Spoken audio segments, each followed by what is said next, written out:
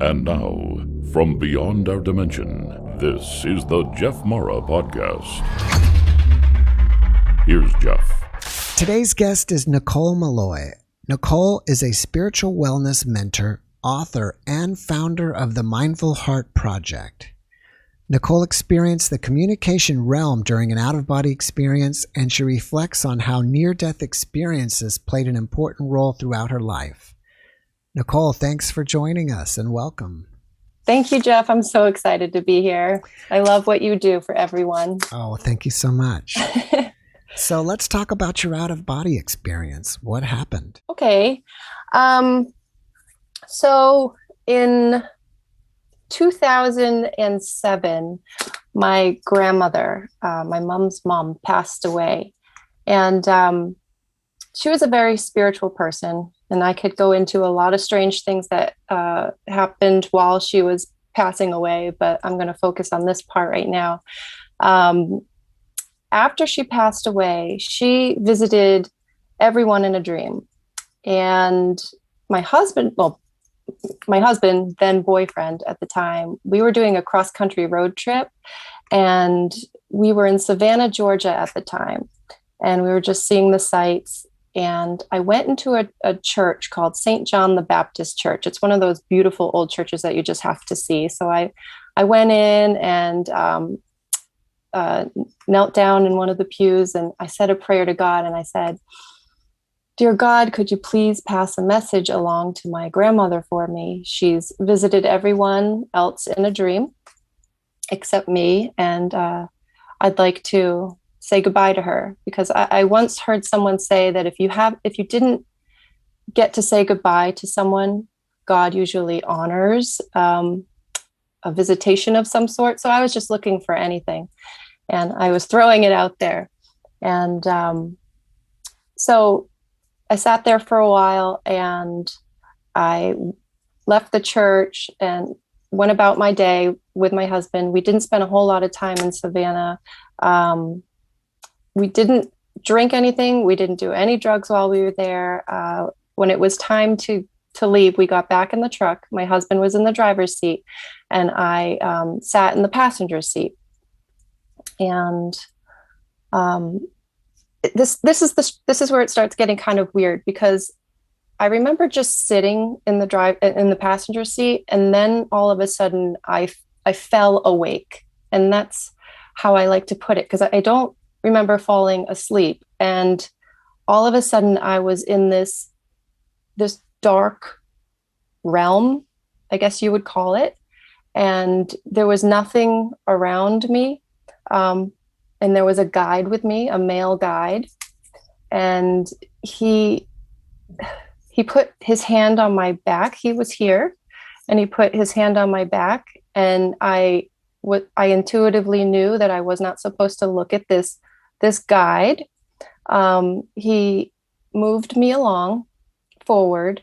And it's so funny. I didn't see that we had bodies, but I could hear footsteps, but everything was black around us, very dark. And as we were walking, he's gently pushing me towards this area, this room, which had like Roman pillars, and the Roman pillars were white with brown flecks in the marble. And he kind of guided me into the center of this big atrium. And this room, it was very large. The atrium was very, very large. And there were pillars all around. There was like 2 pillars here. And if you went through the pillars, there was another gigantic room. And there were 2 pillars here and another gigantic room, 2 pillars, another room, 2 pillars, another room, 2 pillars, another room. So it was like rooms off of rooms. And I'm just standing there, and I'm looking around, and there's so many people in this room. And it sounded like, you know, when you're in a busy bar room and there's so many people, or a restaurant, and there's so many people talking that you can't hear any one conversation. It just sounds like mom, mom, mom, mom, mom, like lots of people talking. That's what this room sounded like. And as I was looking around the room, something struck me as odd. And I saw all these people and they were having full, like, I could see them talking like with their bodies. I could see bodies, hand gestures, and such. It looked like they were having a conversation with someone, but there was no one in front of them. They were just all talking, not to themselves. They were talking to someone, but I couldn't see who they were talking to. And then I think the guide I was with, this male guide, knew that I was starting to take in a lot of the scenery. And he said, look for your grandmother. So I'm scanning this room back and forth, and I go this way with my eyes, and then I start coming back and I'm looking for my grandmother, my grandmother, my grandmother, and then boom, there she is. She's sitting on a bench with like a velvet tufted top to it, as if she was waiting for me, as if she was instructed to wait for me. And I just ran right up to her and I was like, Grammy, and I hugged her and I held her and we were crying and I could smell her and we were speaking. And this is the part that really like threw me for a loop. We were speaking, but our mouths weren't moving. It was completely telepathic. And back then in 2007, I did not realize at the time that that's how many people who have gone to the other side said that communication is telepathic. I understand that now, but back then I thought, oh, maybe it's because she had a stroke and she couldn't speak. But now I know, like, oh, you just don't need to do that on the other side. And so she said, I said, I miss you so much. You have to be there when I wake up. And looking back, that's the part that makes me think that this was truly an out-of-body experience, because if I was dreaming, I probably wouldn't have known that I was dreaming, because I have never in my life had a dream where I've known that I was dreaming. But this was like, I knew that I was somewhere else. And it wasn't a visitation where my grandmother came to me in a dream. I definitely came to her. So that being said, so my grandmother said, no, I'm so happy here. It's wonderful here. Don't worry about me. I love you so much. And again, she's telling me this telepathically.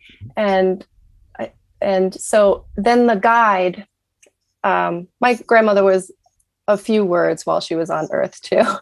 So my guide put his hand on my back again. And this, he was very no nonsense. He wasn't mean or tough at all, but he was very firm. And he said, we have to get going. Say your goodbyes. This was just a gift. This was a special gift to you. And I hugged her one more time. I told her I loved her so much and that I missed her so much. And then my guide told me, he's like, okay, we have to go now. Now listen to my instructions. And he said, now take a step backwards. And I took a step backwards and I was out of whatever realm I was just in. And then all of a sudden, I knew he was still with me, the guide. I never saw him, but it felt like he kind of disappeared a little bit. And it was more just his voice than a tiny bit less than of his presence. And then he said, take another step back. And I took another step back and I was in another layer of darkness. And I knew that the next time he told me to step backwards, that I would be back in the car. And I said, I am going to bawl my eyes out once I get back into the truck. And he said, okay, now take another step backwards. And I went, and I was in the truck. I woke up instantly and I was bawling my eyes out. It was amazing. It was absolutely amazing. And it was a beautiful experience. How did your boyfriend at the time respond when he saw you bawling your eyes out? We were newly dating at the time, so I tried to hide it, but we were pulling into a rest area, and I just jumped out of the car and ran into the woman's room and washed my face. And I just told him I had a dream. It was still sinking in at the time for me, but it was really, really beautiful. And a lot of interesting things happened with my grandmother. My grandmother definitely had, she spent a lot of time praying. So maybe it was a little favor for her too, because we were really close. And my grandmother introduced me to God at a very young age. Her name was Grammy, well, Claire, but Grammy. And this kind of, well, let me go back a minute. I've always been really intuitive and empathic and a little bit psychic. And I feel like I myself may have had a near-death experience when I was a very young child. Because when I was 5 years old, around that height, I'm guessing, one day I was driving in the car with my mother, and she was borrowing someone's car. And when I was 5 years old, they didn't really care so much about car seats or something. So I was in the front passenger seat and I couldn't see over the dashboard, was buckled in, and this car had like some kind of exhaust leak or some fumes coming into the car.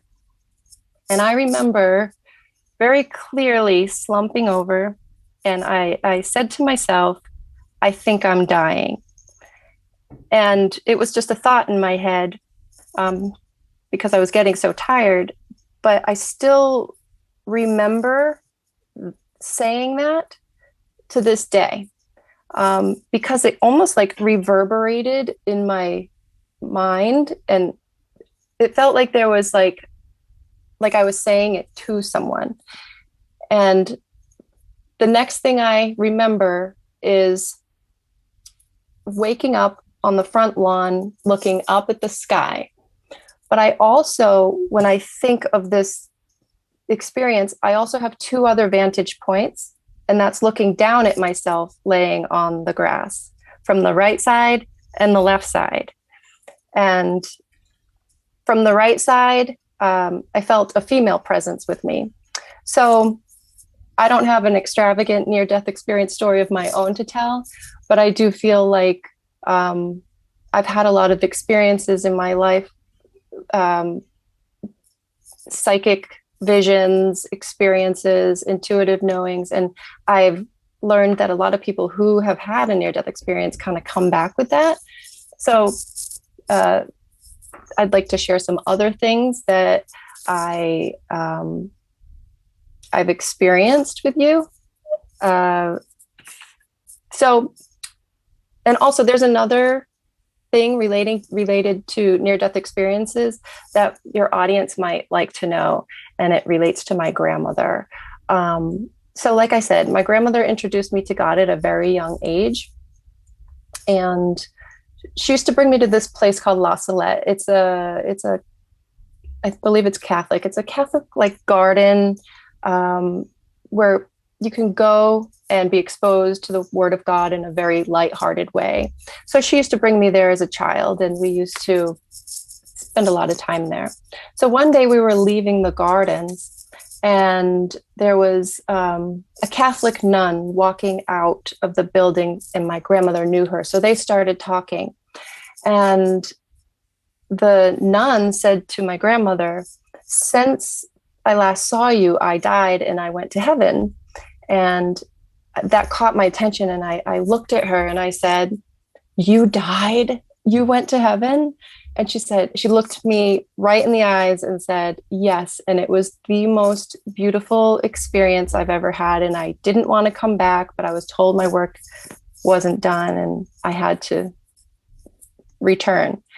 And that just blew my mind,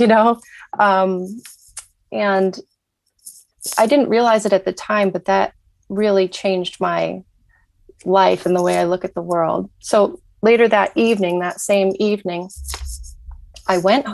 we stayed at my grandmother's house, my mother tucked me into bed. I believe I was like 10 years old at the time. And she said goodnight and left the room, but I didn't want to I didn't want to go to bed. So I walked to the window, and as I was looking out the window, a voice came to me and said, you can do anything you want to do in this lifetime. Now, knowing what I know now from listening to so many near-death experiences, I kind of believe that it means that, this earthly experience we're having is for learning and growing. And you can do anything you want in order to learn and grow. But at the time, I kind of took it as meaning career-wise. So that really, really shaped me, because I took it as you can do anything you want to do as a career in this lifetime. So I threw caution to the wind, and I worked for ad agencies and the marketing department at a major Las Vegas resort and casino. I got my master's degree. Like, I was never afraid to just throw things out and see what stuck. And I tried to start business after business, always doing what I thought I should be doing. And until one day, the last business I ran was a charitable coffee company. And so I spent a lot of time in solitude and working independently. And as I was doing that, it lasted 4 years. So as I was doing that, one day I got this message from God. And it was one of the many insights that I've heard throughout my life, or guiding voices. But this was big. This was definitely God. And he said, my children are being consumed by addiction, and they're not sharing their light with the world. And I need them back in the game. And it was just so out of the blue. And it made me basically drop everything I was doing. It was so powerful that I stopped working on what I was working on, and I switched gears, and I started a company called the Mindful Heart Project.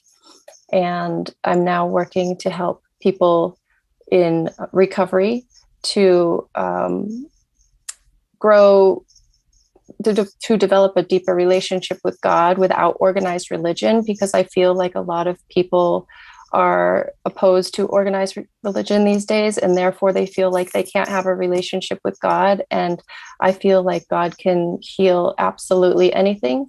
So that's how this near-death experience inspired me. And not only that, I use a lot of the information I've learned from listening to people's near-death experiences to give people another point of view on things besides like religious doctrine. And as you know, from all your guests, sometimes people do see Jesus. So I do let them know, like, hey, Jesus is real too. I just help people to keep an open mind and break free from the narrow-minded way of thinking. I feel like God is much bigger than we can even imagine. I don't think our human brains can process that. And so I feel like when that guide told me you can do anything you want to do in this lifetime, it came full circle from that morning talking to that nun about her near-death experience, for me trying to do everything I was supposed to do and realizing that there's a huge difference between what you're supposed to do and what you're meant to do. So that, and now I'm teaching people, I'm letting near-death experiences inspire me and inspire other people too. So, and the fact that I believe I had one as a young child, it kind of like all just comes together. And so I really have a lot of respect for people who are brave enough to share their story and step out of their comfort zone, because it's as we all know, the ripple effect goes on and on and on. And so sharing your story is really important. So I have other insights that my guides have given me over the years too. It's been really wonderful. So the guy that met up with you when you're with your grandmother, do you think he is your guardian angel? He's either my guardian angel or my spirit guide, because I actually had another vision with him in it, or dream, I should say. And I could tell you about that if you want to hear it. Sure. So what year was this? This was probably about 2017. It was just a regular night. I was sleeping, and I had this dream. All of a sudden, I was behind. So I was in this valley. Me and my guide, this male presence again, was with me. Again, I couldn't see his face. In the out-of-body experience, I knew not to look at him, but in this dream, for one reason or another, his face was shielded. And I could see a silhouette of a body, but it was like it didn't matter. It was just our energies talking. But anyways, we were, if you can picture a valley with like a gully that goes down, there was this huge boulder in the gully. And me and my guide, we were hiding behind this huge boulder. And up the hill at a distance, everything was on fire. Like it was smoldering. It was red. And I could see the silhouettes of men at the top. And they were beating each other up, like violently. And I couldn't believe the anger and the violence that was that all these silhouettes were showing towards each other. And the guide, after he told me to look, I turned to him and said, it's like he wanted my opinion of the situation. And I turned to him and I said, this is not how it's supposed to be. And he looked at me like he approved of my opinion of the my consensus of the situation. And then the dream was over. And I didn't know what that meant. So I kind of just let it go, but it never faded. And then this is also kind of interesting. So 2 years later, I'm sleeping and I wake up to the word Thessalonians in my head, loud and clear. It was a word that woke me up. And in 2019, I did not read the Bible. I was familiar with it because of my grandmother when I was a child. She exposed me to all this. And it rang a very vague bell. But I wrote it down on a piece of paper on my nightstand, and I looked it up in the morning on the computer. I didn't know what it was, but it's a book in the Bible that relates to end times. Now, these two dreams that I'm telling you about are 2 years apart from each other.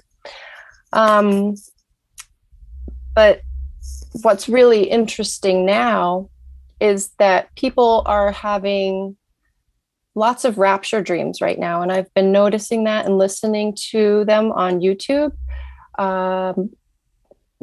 And I'd suggest that your viewers go and check it out too. But if they do, I would keep like a really open mind and look for the authentic looking ones, not the ones with a million followers looking like they're using it for their own personal gain. You can tell the difference between authentic people and not. But so in case anyone doesn't know, the rapture is this Christian theory of promise, when Jesus will come back and rescue his believers, those people who have a personal relationship with him, out of the earth before things get really, really bad. And what I'm noticing is in some of these rapture dreams, people are talking about exactly they saw what I saw. And I just think that's a little bizarre. So I wanted to throw that out there. And I know not everyone has the same beliefs, but I also believe that if we keep an open mind about things, we might discover some interesting commonalities. But I don't want to get all like doomsday. So like my guides have told me some other funny things too, or some other interesting things in my life that I'd like to share with you if you're interested. Did you find out whether the rapture is coming soon or not? Well, we don't know, right? There, in the Christian world, there's people who believe in a pre-tribulation rapture, and the tribulation is a period of 7 years where it's going to be like pure hell on earth. Some people believe in a pre-tribulation rapture. Some people believe in a mid-tribulation rapture, meaning like Jesus will come back in the middle, or post, or Jesus will come back at the post end of the tribulation. But I think I'm a pre-tribulation rapture person, because I like the idea of us getting like sucked out of here. And one thing that's interesting is, you know, with all the talk about aliens going on the news right now, a lot of people are speculating that when this tribulation does happen, it's going to be blamed on an alien abduction. So, because there's a lot of people that don't know about the rapture, and I didn't even know about it until very recently. Only during COVID did I get into the Bible and stuff. And there's a lot of like the Catholic. I grew up Catholic, and they didn't teach about the rapture. They don't believe in it, which I was shocked to hear about. I was like, oh, well, that's why I didn't know about it.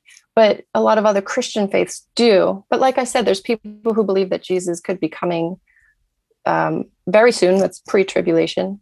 Mid-trib is like, we'll have some troubles, and then we'll get out. And then, or it comes at the end. I kind of believe we're going to have some troubles, because another vision that I had is, or this knowing that I had was, as a young girl around 8th grade, we had show and tell, right? So I brought in this magazine. It was a Greenpeace magazine, and I brought it in to just talk to my classmates about saving the earth and all this stuff.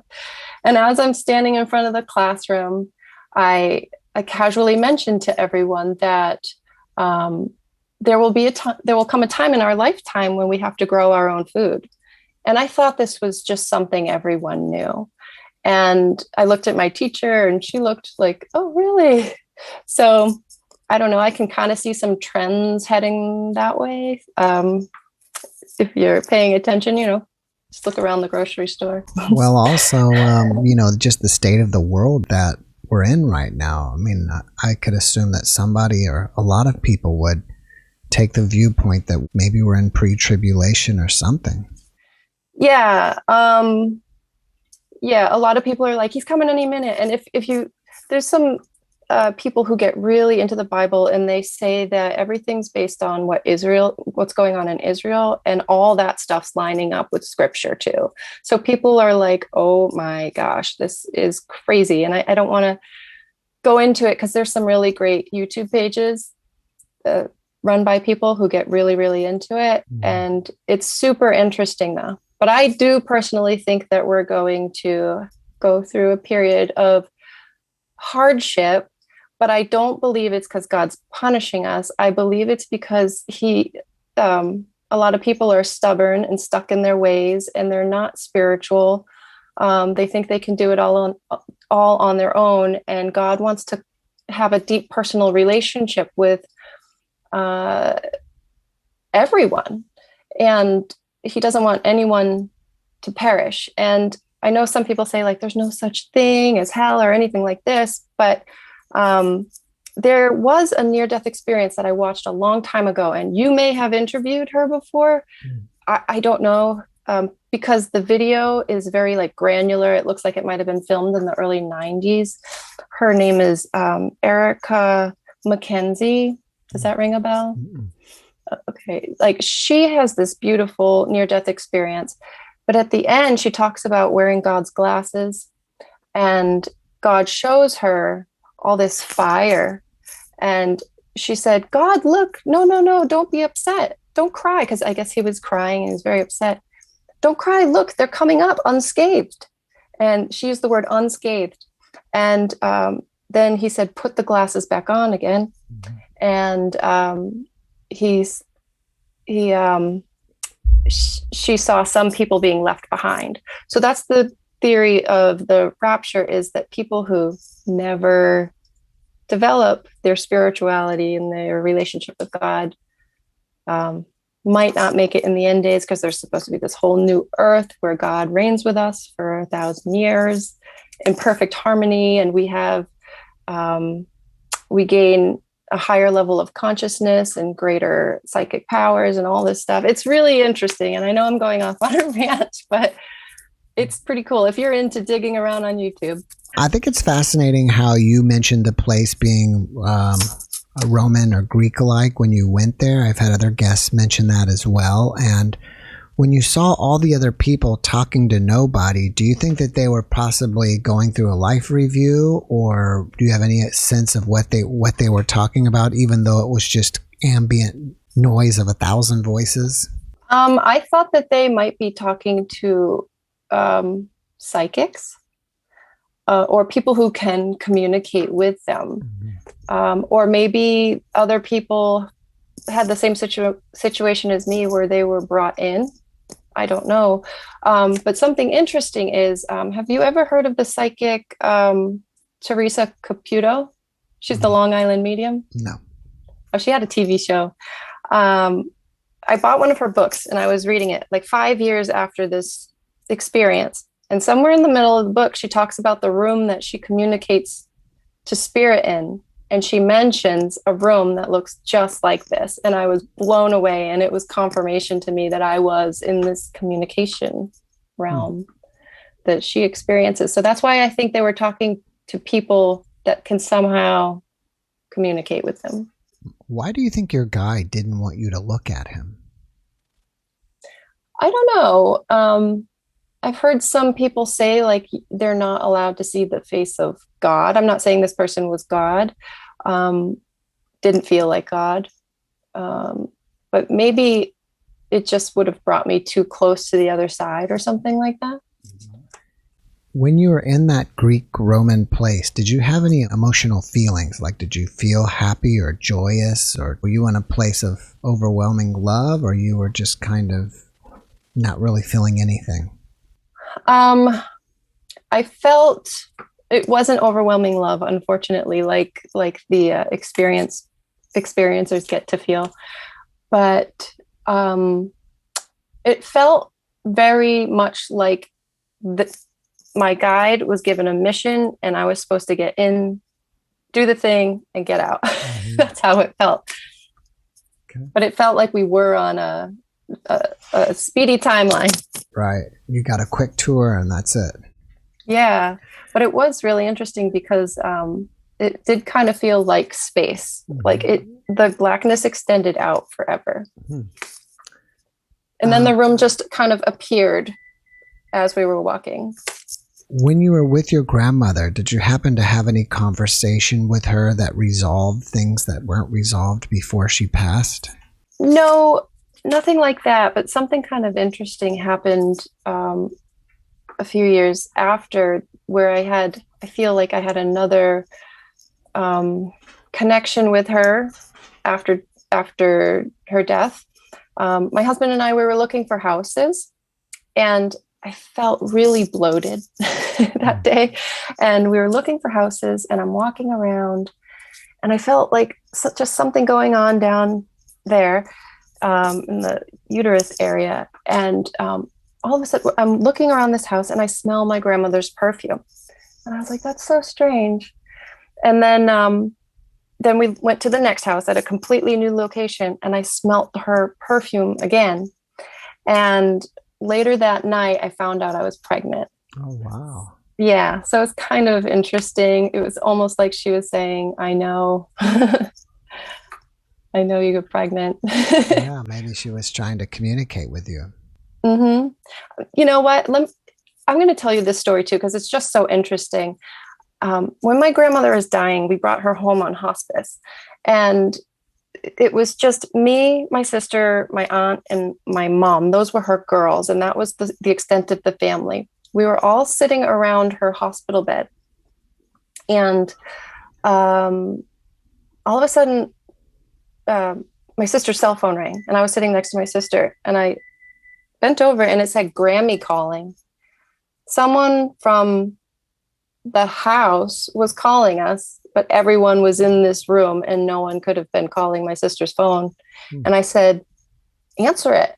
And my sister answered it, and she said, hello. And there was a woman crying on the other end saying, I'm so sorry, I couldn't be there.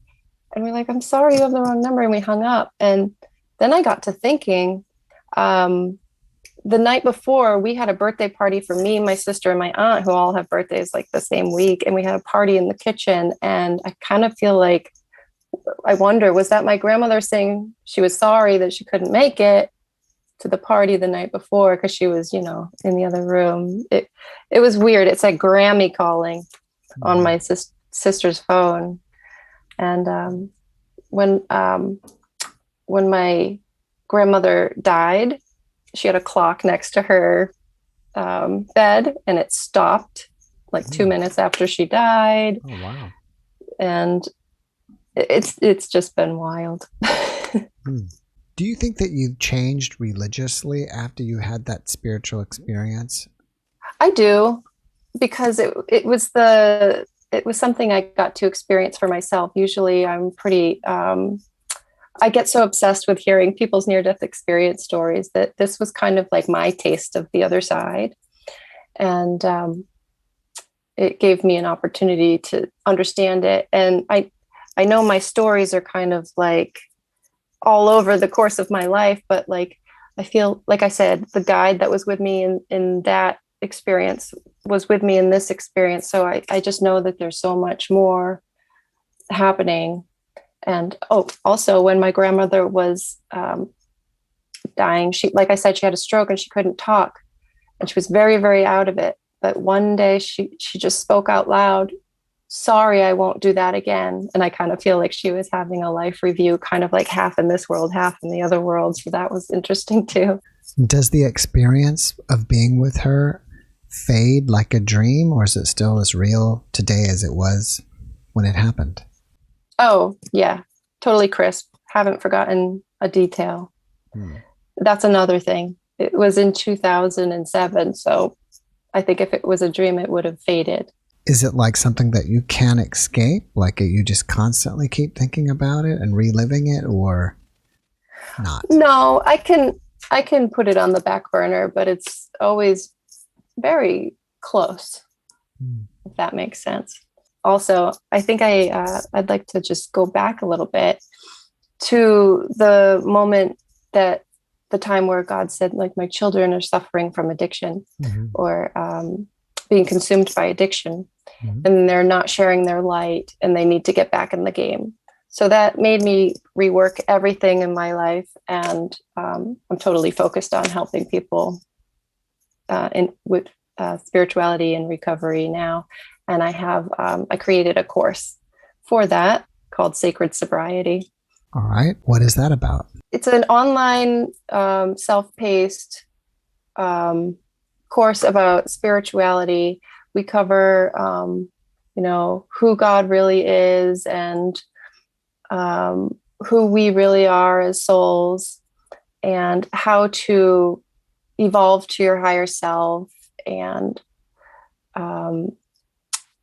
how to pray, and how to how to think in terms of energy instead of letting your mind and your thoughts sabotage you. So I help people to awaken their heart and master their mind so that their thoughts don't continually sabotage their best efforts at sobriety or any other goal that they might have. Have you personally had experience with trying to become sober, and that's what got you into this? Well, it runs in my family, and I've been very much affected by it. But what really drove me was this overwhelming sense, this message from God that was just like undeniable. The same way someone in a church setting would want to help people. It's kind of I want to do it because I know that there's a lot of people out there that have pushed God away because they don't want anything to do with the church. So I'm tying all these near-death experiences I've had and these insights I've had and this intuitive conversations or this knowing that I have into one nice, neat package. And it's this course. In my intro of you, I told everybody that you are an author. What is the title of your book? Okay, so right after I got that message from God, I was like full of fire. Like my body and my brain was on like fire for doing this. So I wrote a book. It's called Stop Sabotaging Your Sobriety and Create a Life You Love. And a lot of people who experience addiction, they talk about how tough the stigma is of addiction. And I have to tell you, it doesn't stop with the people who are experiencing addiction, because I even get judged for trying to help people with addiction. A lot of people don't understand my journey because I myself have never struggled with addiction, even though it's very much affected my life. And I'm not going to get into how, because it's personal, but it just goes to show that God has a plan for each and every one of us, and it doesn't need to make sense to anyone else, because when you're called to do something, you just know, and you just have to listen to that voice and not be afraid of what anyone else is going to say, because the same way God told me that his children aren't shining their light and sharing their gifts with the world. If I didn't do it, I would be doing a disservice to God. So I hope anyone out there who's listening, if you want to do something, if you're afraid to do it because you think you might be judged, just brush that aside and just do what you feel like you're being called to do, because there's a huge difference between what you think you're supposed to be doing and what you're meant to be doing. Do you think that is your life purpose? Yes. Helping people with sobriety?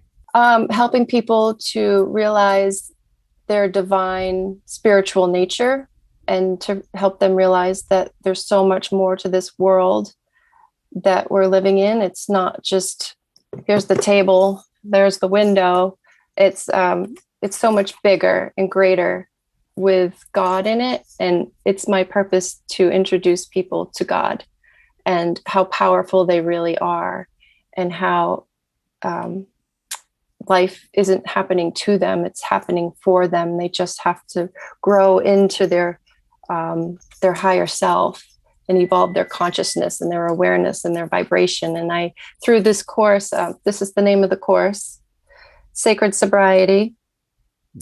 You can go to my website and get more information about that. But I work with people by, it's an online course, it's self-paced. I have a variety of lessons that they can work at, and also once a week I meet with people on like Zoom or some other tool in a group setting, so we can talk about spiritual stuff. People can share their unique experiences with me, and I can try to help them look at things a little bit differently based on everything that I know or come to know, or any intuitive insights that I receive, or anything I've learned from other people's near-death experiences, because I feel like God wouldn't have given all these people near-death experiences unless they were meant to be shared and enlighten people and bring people to this new level of consciousness that we're all moving towards, whether that be through the hardships that might be coming on, in the future, or by sharing near-death experiences and finally having them make it out into the public, instead of just a nun telling me when I was 5 years old about her little experience. I mean, people used to be so afraid to talk about that kind of stuff, but I feel like we're reaching this like turning point where people are more aware than ever before. And I just feel like God knows that people are stuck in addiction, and it's like it's like self-sabotaging thoughts and beliefs that need to be rewritten. And I want to help people do that. Are you trying to help people realize that it's okay to have a relationship with God, and it's not necessary to be religious? Yes, yes. Much of my lessons, I just refer to God as God or the creator or the higher power. But I don't want to like leave Jesus out of things, because people have definitely seen and experienced Jesus on the other side through near-death experiences, which is so exciting. And I feel like Jesus is like, why should we not talk about Jesus? He's the ultimate hippie. I mean, Birkenstocks and all, right? I mean, he taught peace. He taught love, forgiveness, patience, kindness. I mean, there's so much of value that we can learn from Jesus that I don't want to leave him out. So I kind of like tread lightly in the beginning, and then I kind of give people the option to choose for themselves what they believe. And I encourage people to just expand upon what they learn with me and never stop questioning, never stop learning, never stop growing spiritually, because the spiritual side of ourselves is what's real. And I feel like this earthly journey is just kind of something we signed up for to learn from. All right. And grow from. Well, you've got the book, you've got the class. What else are you working on that you want us to know about? That's pretty much all I'm working on right now. I'm launching the course. I'm openly enrolling students right now. Like I said, it's called Sacred Sobriety. If you go to my website, I believe there's a page that says how to work with Nicole, and there's a link to there where people can sign up to watch to watch a webinar to learn a lot more about the course before they sign up. And I have two very young kids, so they take up a lot of my time. What is the name of your website? Oh, NicoleMolloy.com. NicoleMolloy.com. NicoleMolloy.com. Are you a public person? So if people want to reach out and ask you questions, are you up for that? And if so, how do they reach out to you? I used to be very much on Facebook and Instagram, but I kind of backed off of that about a year ago. So no, I'm not on Facebook or Instagram. If you're on LinkedIn, you can find me there. Otherwise, you can go to my contact page and send me a message. I'm very much open to emailing that way. All right. Well, before we finish up here, do you have one last positive message that you can share with everyone? I never want people to forget how magical this earthly experience really is, and how, like, even if you're suffering from the loss of a loved one, or if you're full of fear, or if you feel like your world around you is collapsing and nothing's working out right, I just want you to remember that you're never alone. We all have guides. We all have, God knows a plan for our lives that we don't understand. But we chose it before we were born. And this earthly experience is for learning and growing and becoming a better version of ourselves. And it helps to remember that when things are overwhelming, that this is just a show. This is just a grand play that we're all in. Well, Nicole, thank you for that message, and thank you so much for being my guest. I really appreciate you, and I wish you massive success in whatever you're doing. Thank you, Jeff, and thank you for having me on the show to tell my experiences. And thank you, because without guests like you, there would be no show. Awesome. Yeah. All right. All right. Well, you take care and have a great weekend. Okay, you too. Bye-bye. Bye. Thanks for watching the JeffMara podcast. I really appreciate you. Another way to show support is through YouTube memberships. And if you do, there are loyalty badges and other perks depending on your level of membership. All you need to do is click the join button underneath the video to find out more. Thank you for your support.